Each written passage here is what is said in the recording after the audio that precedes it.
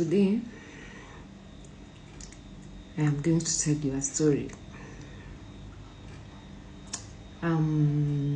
This is a story I've been thinking about for the past 3 months. The past 3 months have been really rough on me. But today I'm feeling better. I'm from the gym. I will go and swim after a short while.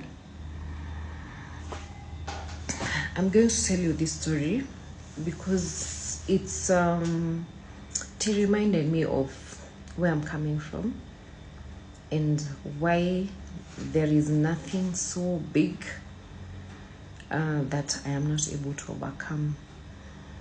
On Friday, I had a date with my friend.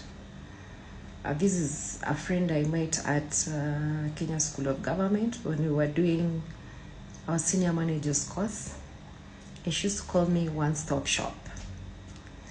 And I was telling her about how my life has been and how I was feeling like emotionally drained. And she said, Eva, you have done a lot. You are a super person. You should know how I tell people about you. You know, you've done this, you have children, you have a career, you're a great coach, you are an encourager to many people, you are a kind soul. Aren't you seeing that? And for a moment, I felt the burden that I carried in my heart lifted. And we had a chat, and we were there pretty much until very late. And when I was leaving the place, I felt a different person.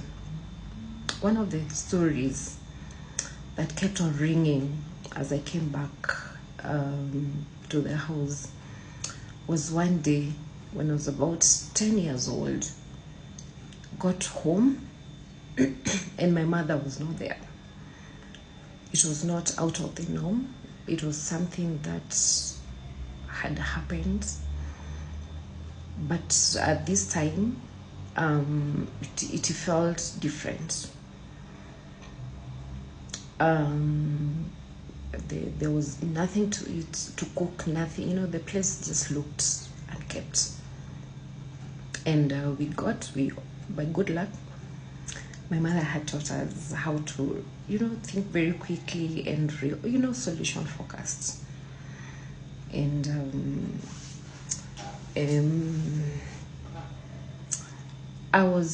we were able to, think through very quickly, fix something to eat. And we had dinner. The following morning we woke up, we were taking milk to school as part of our school fee payments. So we woke up, milked the cows, packed the milk, and off to school. We came back in the evening, my mother wasn't still there. And this went on for the week.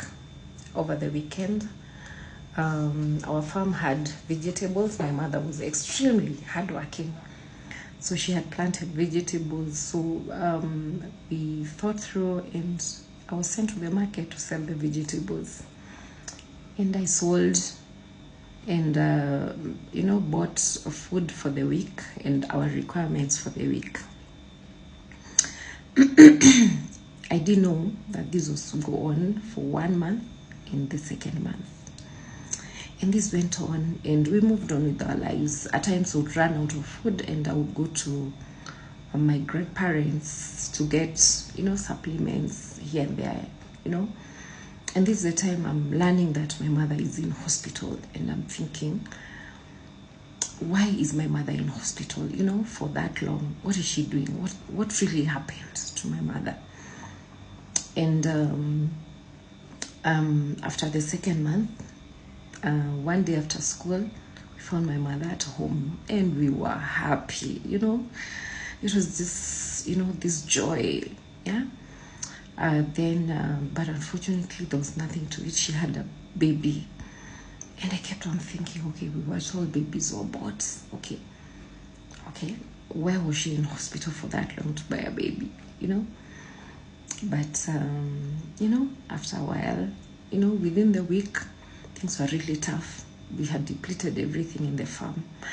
There was a lot of things to be done in the farm. And one day I remember my mother was digging. My small sister was holding the baby and I was supporting in digging. And my mother was crying. And my small sister asked my mother, "Mom, why are you crying?"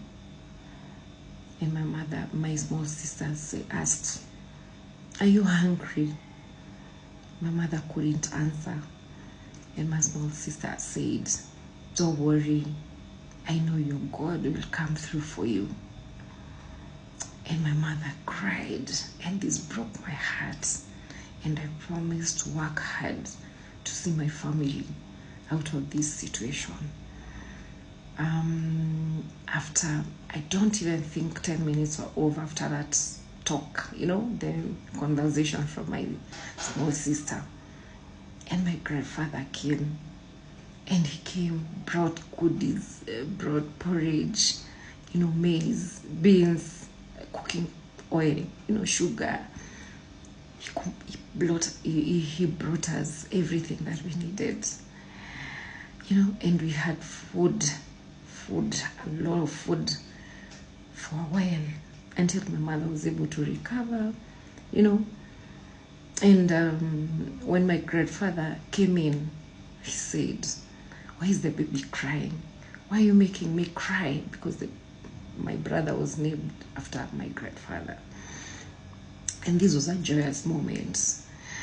And to this day, I keep on calling on my the God of my mother. As my small sister said, your God will come through for us. And my God's mother has always come through for us. It's been 3 months with a lot of anguish. I have cried. Healing is something. It's something when you're trying to get through your traumas. You're trying to figure out why you did things the way you did. It's been really rough, being able to face the other side of me. That days I just feel helpless. I just feel hopeless. I feel just crushed. But I'm reminded of the God of my mother, that in this situation where things are rough, things have been very tough for me, very, very tough. I'll not deny. At days I wake up not knowing what to say, what to do, feeling, just hopeless. But I have decided to look at the other side of life, where I'll be able to take care of myself, take care of my children, I'll figure out what else can I be able to do in this situation. But more so, my healing is very key, to be able to overcome things that have really held me back, to be able to overcome my past. I know very well what now I'm dealing with, so I'm able to have a clear plan as I look forward. And this reminds me also why my love for cooking, my love for food, that food was a need when I was growing up. There wasn't enough. There wasn't assurity of, having food.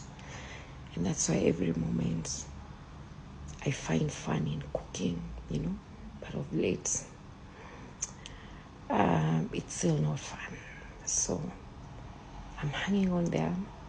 Thank you for the friends, the people who've called me, looked after me.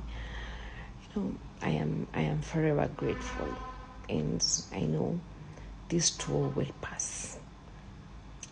Thank you, and cheers.